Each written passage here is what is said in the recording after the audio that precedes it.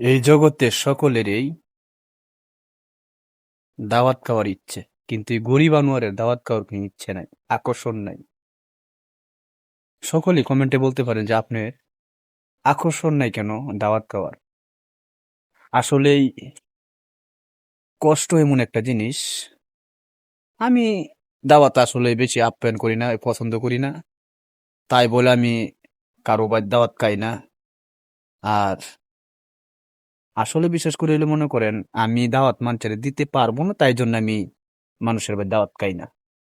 সমর্থ যেদিন দাওয়াত খাওয়ার খোলা, যেদিন আমি মানুষের খাওয়াইতে পারি সেদিন আমি মানুষের ভাত খাবো, আর আমি মানুষকে খাওয়াবো। ইনশাল্লাহ সকলে দোয়া করবেন আমার জন্য।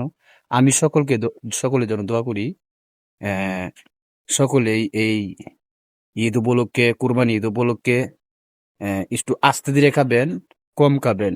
যদি অতিরিক্ত বেশি খান তাহলে শরীরের সমস্যা হবে। বেশি খাইবেন না, একবারে কম খাবেন। বুঝুন, খাওয়া নিয়ে আমি কুড়া দিই না।